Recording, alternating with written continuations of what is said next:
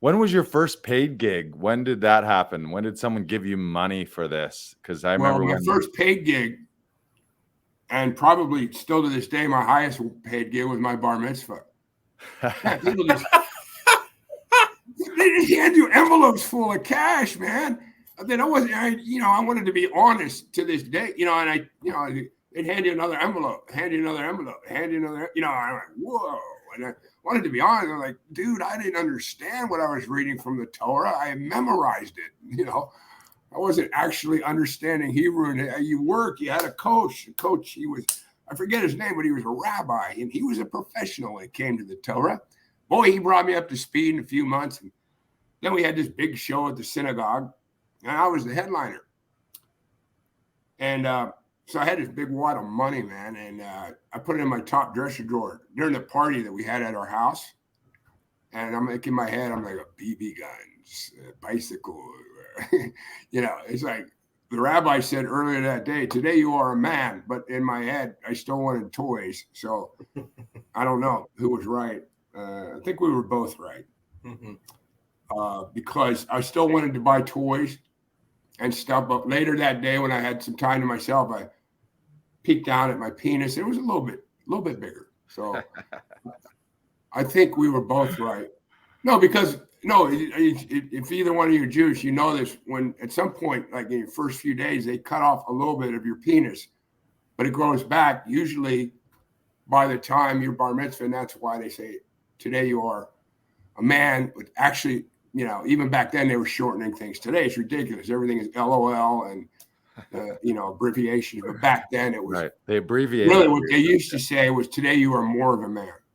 So, but I wanted to buy toys. Anyhow, I go back like an hour later just to look at my money. It was gone. My mom went right for it. This is for your college education. But here's $10. Get yourself one BB.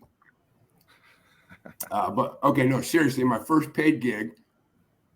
Oh man, this was a trip. Okay, so I'm at the Holy City Zoo in San Francisco, where so many greats came through there, man. It opened in the 70s as a folk music club, and it was made. The interior had all this wood, man. It looked really cool, like an old den or something. And you could have 25 people there, and that was a lot. But you could pack in maybe 60, and I'll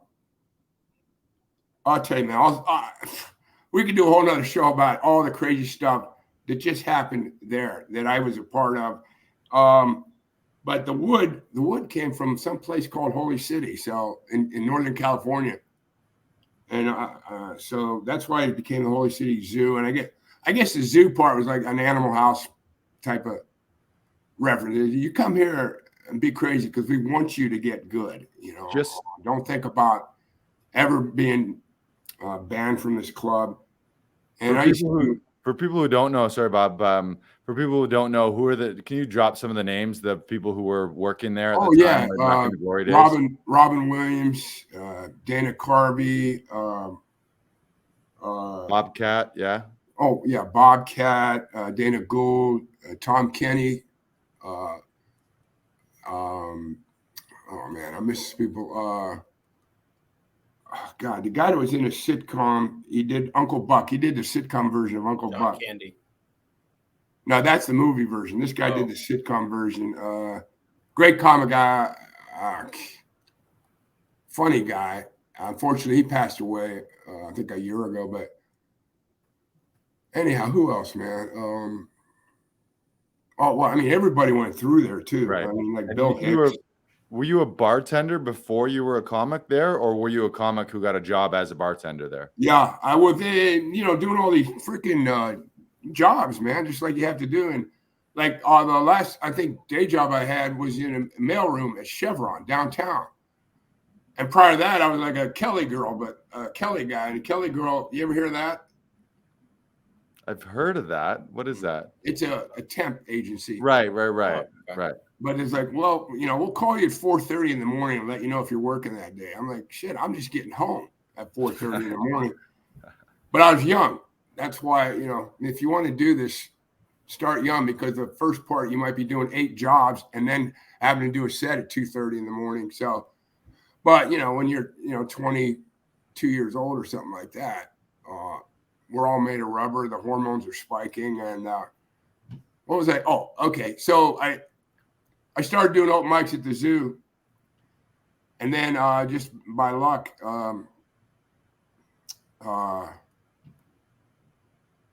the job opened up, and I got it because then I could work at night. And on the highest paying nights, as far as tips are concerned, I wouldn't be working anyhow. I wouldn't be doing a set anywhere. So here's what happened to help me get good. Well, I'm still not that good 40 years later, but it helped accelerate my progress at the time.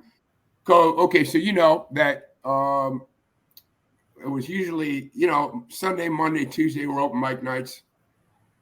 And then they sort of dwindled off. And then by Friday and Saturday, there weren't any because there were clubs booking their headlining show.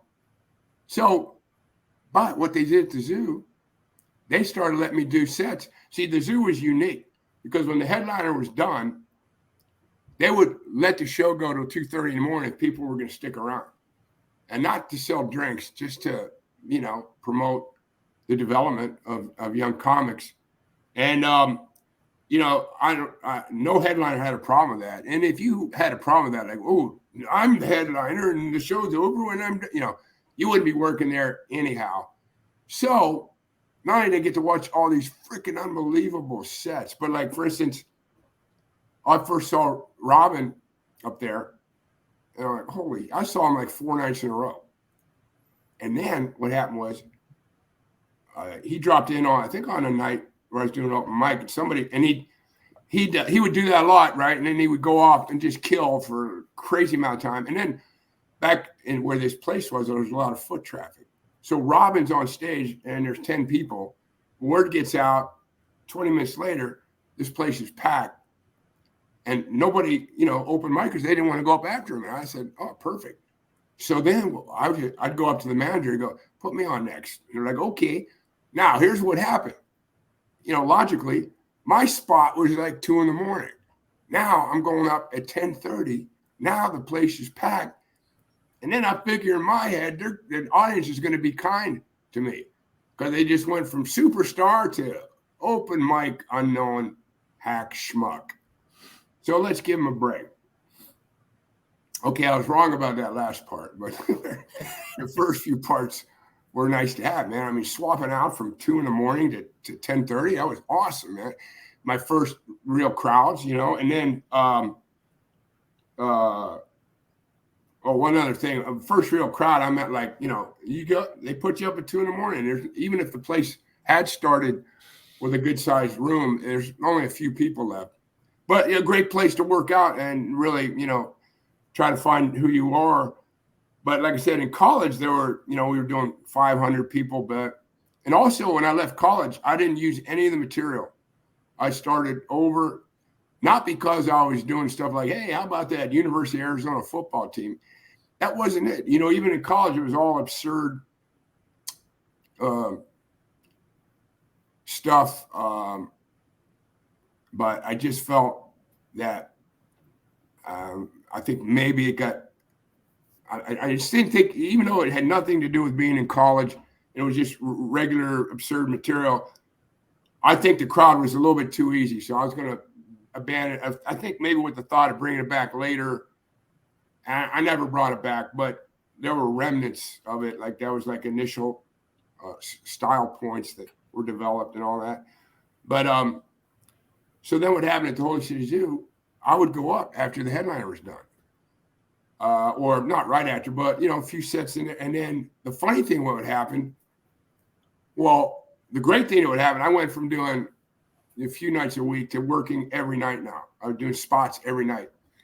But the funny thing was, you go up on stage and some people right away are against you because they're like, what's the bartender doing up on stage? Like, no, he's a comedian who's bartending. Look around you. That's like, it was a beer and wine bar, by the way. So I use the word bartending loosely, They'd say, what kind of wine do you have? I go, see that box? It's full of wine. That's all we have. Seriously, the wine in the box, and then my bartending skill invited, pressing in the thing like you were at the water cooler till the glass was full. A couple tap beers and a couple ball of beers and then sodas, and that was it, man. And then so that experience was incredible. And then the lineage of bartenders, comedian bartenders there with Rubin, then the Uncle Buck. If you want to Google Uncle Buck sitcom, I'm drawing a blank on his name. Super funny guy. But it was Rubin, this guy, and then me. And I'm like thinking, that's a good lineage. It worked out good for those two guys. And then after myself, I don't remember who went in there. But I'm pretty sure it was another comedian. Kevin Meaney. Yeah, Kevin Meaney. Yeah. Great guy. Hilarious, man. Just, he would just go off. And then he got on the Tonight Show back in those days and did very well. And then did Uncle Buck. And yeah, he was still doing well. But unfortunately, I guess he had a heart problem, man, that nobody knew about.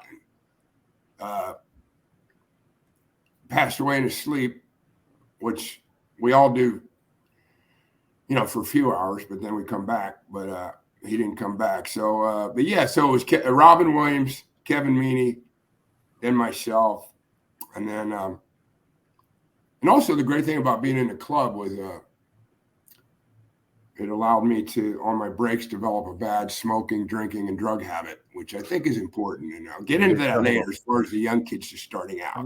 If you're going to do showbiz, you got to do some of that stuff too. It's Lars knows. Part of the deal. I think Brandon's finding out because I know that he just filmed a movie. So he's not going to tell us everything that happened. And we all know that when you're filming a movie, there's a lot of downtime. Mm-hmm. Well, they call it downtime, but when you're doing uppers, is it really downtime?